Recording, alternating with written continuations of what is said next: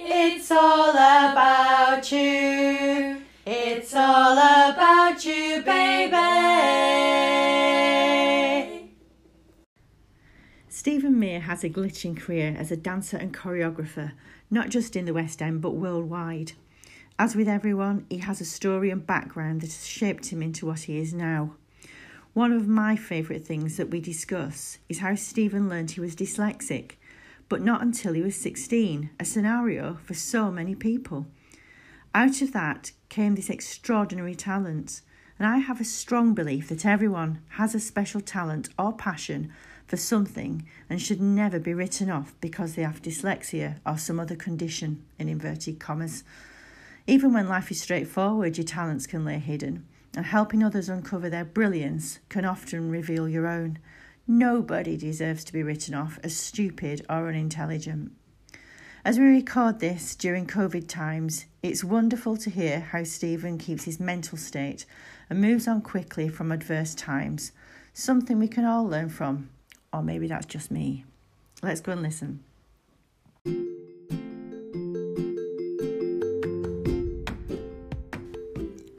This podcast is sponsored and supported by 365 Days of Breastcancer.com.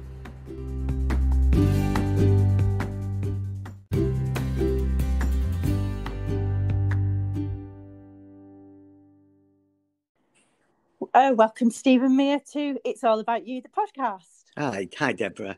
Hi. Really lovely to have you on, and thank you so much for saying yes to us. My pleasure. Well, I want to get stuck straight in, Stephen, because there's lots to talk about, and I wanted, if you wouldn't mind, just starting from the beginning, really, to give people a little bit of information about you, where your love of dance and musical theatre came from, and how it all started for you.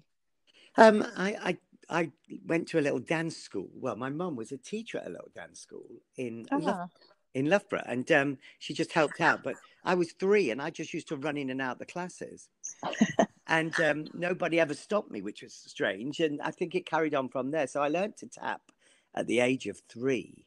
Wow! So, and I carried on. Nobody had any intention of making me. I just did it. So, and also I used to remember watching films on a Sunday with my mum. And those black and white movies, old music, and I just used to love it. So I think that's where it's really began for me.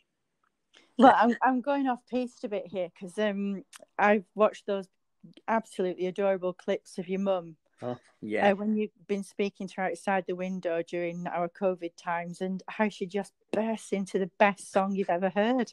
It's funny, isn't it? It's absolutely adorable. Honestly, it really is. It's funny with it because she got vascular dementia, and it's just quite wonderful that music just brings her to life again. It's incredible. There's one clip that I did. She was asleep actually, and I start singing, "Hey, you're adorable," or something like that, or "You are my sunshine," and she starts singing straight away. Picks up straight away. It's joyous. I mean, it is joyous. Honestly, I had a big tear in my eye watching that. I thought it's got to be the biggest thing that warms your heart that you can just ever imagine. Really has. So that's where it all came from your mum. So you've got this massive connection, and that's why she links up really quickly with you. Yes, yeah. I mean, she's been just sensational. Yeah. Fantastic. And the funny thing was, she didn't want me to go to London. She wanted to stay home. It's quite weird. But now I did. Of course, she's proud as punch. But I'm sure. I mean, she was literally hanging on my leg as I was getting on that train to London. Well, that's really sweet. Yeah, but she must be absolutely thrilled to bits now. Yeah. Yeah, definitely. Was there ever anything else pulling at you before musical theatre? I mean, has anything ever interrupted that pattern, or has it always been musical theatre all the way? Musical theatre all the way, only because I was dyslexic and didn't find out till I was 16. And I knew that when I danced or performed, I got noticed and I could express myself. Right. And it was something I could do easily, strangely enough. And I loved it so much. And it got me noticed. And I remember at school, I was just thick. Everybody thought I was thick. I remember a teacher telling me I was thick, and I would never go in. I would never go into my airy fairy theatre land.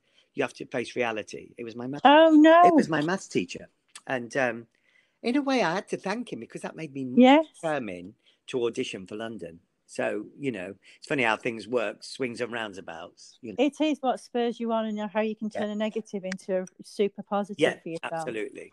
But I hate things like that. It really grates on my nerves. And actually, I often think you haven't got a clue what you're saying to somebody, both good or bad. Yeah. You know, you can have such a massive impact on somebody. And often teachers, especially, are very influential on youngsters. Yeah. But awful to be categorized in that way and not, you know, given a chance to know that you've got other talents.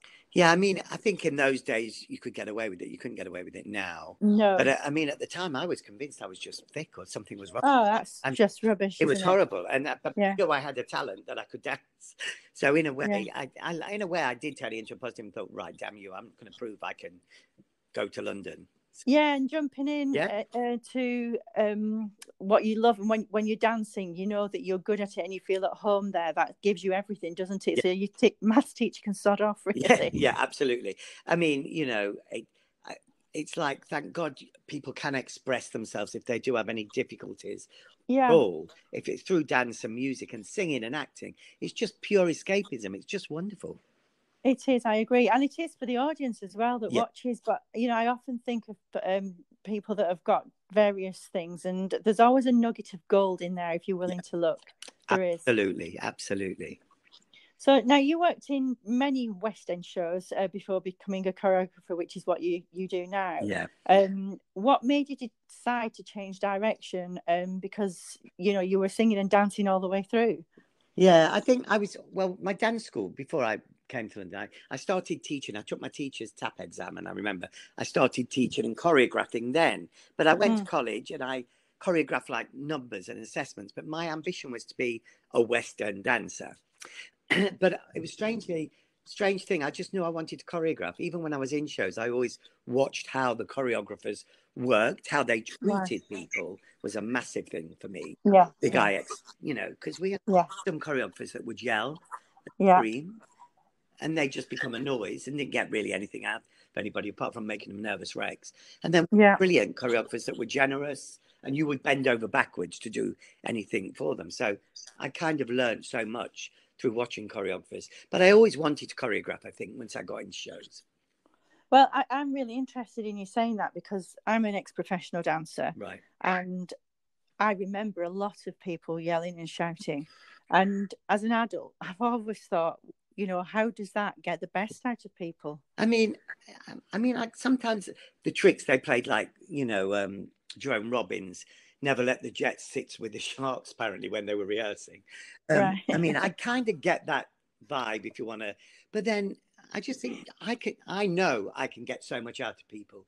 I'm strict. I'm not yelling, but I expect respect and I give respect. And I think that's easy. And I just love what I do so much. I want people to enjoy working for me and to because that's why they've gone into it in the first place, right? It would kill me if somebody said, "Oh my God, I wouldn't want to work with him, not with his temper." Right. I prefer if people say, "Oh, I'd love to work with Stephen Mear." I mean, I think I'm very generous. I'm very, you know, I'm there to do a job, but I really do nurture the people I work with and look after them. I'm very, I think I'm very generous and caring that way. Yeah, I think I would agree with you. I've not worked with you, but I've watched lots of things you've done and seen and experienced lots of people that you know, and I would agree with what you've just said. And I think it's the way forward, to be honest with you. Absolutely. So when you're entrenched in a show, I know for a fact it's not a straightforward experience. Not all the time. There can be difficulties midway through or whatever. How do you look after yourself? And dig in when the going gets tough? How do you dig in and get the job done? I've got a lot better as I'm older. You know, if anything, when I was younger and more inexperienced, I think everything used to get to me. And I remember in Witches of Eastwick, we had a terrible experience with people clashing, and my back went, and I didn't know why. But because I didn't speak up, I was a young choreographer then. I would never not speak up now. But I just remember, and now I don't let things get to me because a year ago, my mum and sister had cancer. They're through it, but now mum's got vascular dementia. And I lost my dad in January with cancer. That's right. So you just breathe and go, actually, it's 3 weeks' work. People would kill to do what we're doing. Just breathe, you know, and think just part of learning. It's hard sometimes, but you just have to think, you know what? I adore what I do. And this particular situation now has made us realize how amazing jobs we have Yeah, to what a miss what blessing. we're doing so much and Yeah. spreading joy. So I do take a step back now. I don't let it affect me as much. And also I speak up a lot more now. Yeah. You know, I don't like bullies. Bullies don't scare me. I'm not scared of confrontation. But No. I just think just enjoy it and use it as a lesson. It's bonkers, but I read The Secret when I was going through a dodgy time once, and it was the best thing I've ever read. Just made me realize about what you give out, you get back. So that was a big learning curve. Yeah. I can vouch for that one. I did a very similar thing when I went through a divorce, and it just made me understand there's a bigger offering for me, really. I've got a very giving mentality, and I think you have too. Yeah. I think once you're entrenched in that way of life becomes a lot different. You look at it in a different way. Absolutely. And we do a thing that is joyous. We bring joy. We go through some hard times learning it and doing it. But at the end of the day, I've now took a step back and thought, we're not saving lives. We are bringing joy into people's lives. So it shouldn't be having this effect on you. So I'm quite good at getting myself out of that dark space easily now. Right. And do you think that comes with experience? Yeah, absolutely. Yeah. Without a doubt. Yeah. I mean, because a few years ago when I was starting off, a lot of years ago when I was starting off, no one could have told me that, because dance was my world and getting it right and pleasing. And so it was a shock when something went wrong. Sorry about that. Okay. But it is experience without a doubt. Yeah. And so your dancing life, right from the start to where you are now, has given you so much, and it obviously takes a lot of discipline, and that comes right from the dancers world, actually. I mean, I know as an ex-dancer myself, you've got to be organised, you've got to be on time for your classes and get the job done. That takes you right the way through your life, I'm assuming. Absolutely. I mean, I've always been, there's a big line between ambition and arrogance, but I always wanted to be good. I always wanted to please teachers. And I remember when I got to London, I was a tap dancer. I was great in Loughborough. I got to London, I was rubbish. So, I needed to do my ballet. And so I did like 14 ballet classes a week. Yeah. Stronger. And then I would mentally pay for a class on a Saturday at Pineapple, save my money up, because I knew that was the area I needed to get stronger and my vocals. Yeah. So I've always had a discipline about what I love being on time. I'm not good with people on time. It's a discipline dancers have, and it's amazing that actors notice it more now that are just actors when they work with dancers. It's a great discipline to have, and it's it's a passion as well. It's not just discipline. It is, and I think, like times like we've got now, when you've got disciplines and routines like that, you're able to lean on them. Yeah, absolutely. I would like to think my discipline was a bit better, because I've had a few. I've been doing these aerobics classes in the morning, but then every so often I have a day off, and so. But yeah, I think we're very lucky that we do have that discipline, and in times like this, it's good to have some kind of structure. It is. Is that how you've tackled COVID times? Because we are in the very strangest of times as we record this.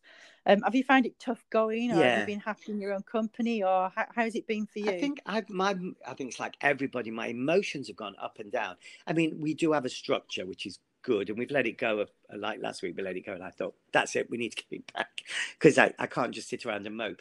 I remember the first time we clapped for the nurses, I was uncontrollable, cried. Yeah. And then I think it was the Queen's speech, we did that, and I think I'd not grieved for my dad, because we'd not long buried him. Right. And I remember crying for about 4 hours. I literally cried. Yeah, it brought all your emotions. And I've never not been in control of my emotions, and that was a shock to my system. But I needed to let it out, obviously. So I think if you're going to cry, cry. If you're not, I think you have to just go with the flow, and because I was really in shock that the Queen's speech, and then I realised it because I'd not grieved for my dad properly. It was a massive thing. It was a key that unlocked your emotions. And then not being in control of my emotions or being able to stop crying is massive for me. Yeah, but like we're of a similar age, and I think as we were growing up, we were taught not to be like that. Whereas now, I teach my children to express how they feel, not bottle it up, because for sure it comes and bites you on the bottom at some time when you don't want it to. Yeah, it's so true. But it was really good. And all my close friends, I mean, I've got loads of close friends that we do Zoom things. We're doing a bingo. We do quiz show tonight. So that we've been blessed with that. But they all said, Stephen, we've all going through it at different times, but you lost somebody. So it's even, you've got a lot of things rolled up into the whole So you can experience. imagine all these people with losing people, what they're going through, Gosh. Yeah, it is. It's a tricky time emotionally. Yeah. What do you think has been your biggest learning about it? That I can't control everything. I think that would definitely be because I think I'm a bit of a control freak, to be honest. Not in a bad way, but like I like to control my emotions and I found out you need to let things go and just go sometimes. That would be my biggest learning point, and how much I love my friends. Yeah, because we all miss them so much at the moment. Yeah. And how, I said I've got 2 teenagers, and as we started hunkering down, I've got to shield. My son's shielding. My daughter's trying to hold the house up. But I said to them both at the time that it started, it's a mental game, providing we can stay out of hospital, it's a mental game. Yeah. And it has been. And you listen to various people. I just wondered, how you protect your mental health, not just around this, but in general as well. I just think... I think we've got so much to think about with, like, my mum has carers in 4 times a day, and you just have to be sensible, I think, and look after yourself. It's easy to drink a lot more. I did it last week, not excessive, but I drank more than I would normally do. So it's in a way that doesn't help. No, you're just hiding. So I am quite good at looking after myself and trying to stay positive. And I'm always on all my social media. I post positive, enlightening things. You do, and I enjoy those, and I'm sure lots of other people do. If I ever see anybody post anything negative, the wonderful thing is I don't argue with it, I just block it. And I think that everybody should. In these times, we just want to be there to support each other, send love, or something funny that you could be in your down moment can make somebody laugh. Or, I posted the ones of my mum, and people have said, oh, they're joyous, but I did cry. But it was done from a loving thing. Do you know what I mean? From love. Yeah, and it came across that way. It was the one thing that I recognise in you is you've got the biggest smile, and you're just the biggest of givers. And I think to have people like that in the world is absolutely vital. And I don't think I've ever seen a picture of you, Stephen, without a huge smile on your face. So, thank you. That's lovely. I'm blessed with what I do. I've got an amazing family, and you just have to grab it while you can. There are days when I do drop a little bit, but I'm quite easily knock myself out of it. Yeah, which is great. So, what next for Stephen Mear? Well, I was supposed to be in Chicago now because I directed 42nd Street and choreographed it in Paris a few years ago. Right. That was going to be in Chicago now, but it's not. But I think we're going to be in October. We're hopefully in the middle of October going to Paris to start rehearsing 42nd Street there, my version there. Right. So it's supposed to be there over Christmas and into February, I think, at the show in Paris. Yeah, lovely. And you've just come from there, haven't you, as well? What were you doing? That was at the Marigny. I did Funny Girl and Guys and Dolls. Right. I'm blessed with a gentleman called Jean-Luc, who used to run the Châtelet, but has now moved. He offers me fabulous jobs out there, and they're joyous. Really. Lovely. And so do you think we'll be open October time? Well, I think Paris are ahead of us, so they might be. I've got a feeling it's going to start loosening up after July. Yeah, let's hope so. But fingers crossed, if it doesn't, it doesn't. I'm not the only one. I just have to bite the bullet. Go with it. That's right. So you just, I expect your diary will fill up as and when things lift and new things will come, and hopefully you'll reconnect with some older projects as well. Mary Poppins we had to take off, obviously, and that was doing so well. And I was just in previews for City of Angels. We'd started our previews, and I was desperate for everybody to see this because it's so clever and the cast were wonderful. But of course it happens, and you just have to go, you know what, it'll come around again. That's it. And I'm just grateful I get to do these amazing things and work with brilliant people. So with that in mind, what do you think has been the favourite thing about your shining, glittering You know, career. I've been blessed with, like I said, with so many wonderful jobs. Getting a CBE and my doctorate last year were just the biggest shocks to my whole life, I think, because I thought if I'd have sat down and written it, I would nowhere would have got any of these. No. But did you got presented with your CBE in January? Did you? Yes, you just snuck that in. Prince Philip, but then he was ill. And the funny thing is, and on all the big news things, they chose my picture collecting my CBE to say that he's taken over CBE and he's met all these people, and it was my picture on the screen, which was hysterical in a way. But yeah, that was wonderful. But the best show, I think, for me, for the best experience of just everything wonderful was Anything Goes at the National with Trevor Nunn.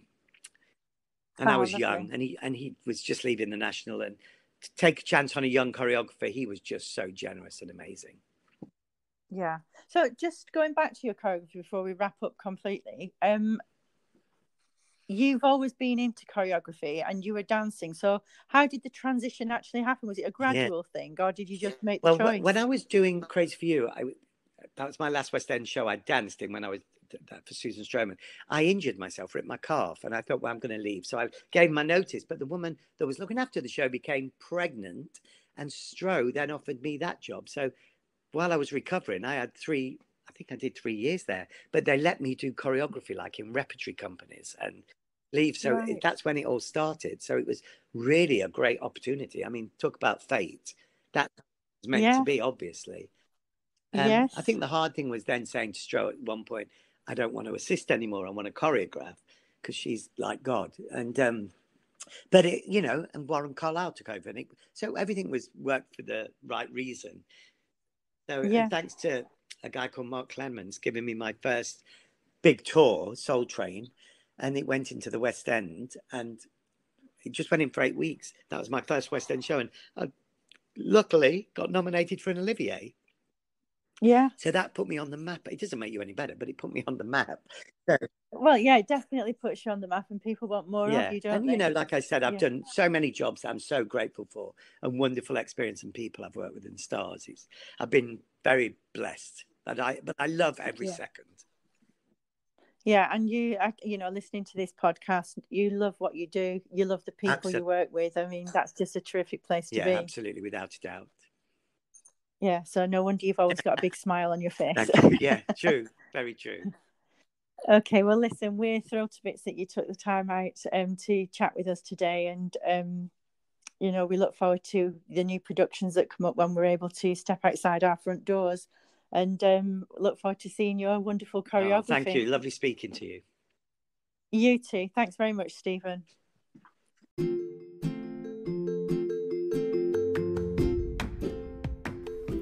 If you like this podcast, like it, comment on it, or share it. Thank you.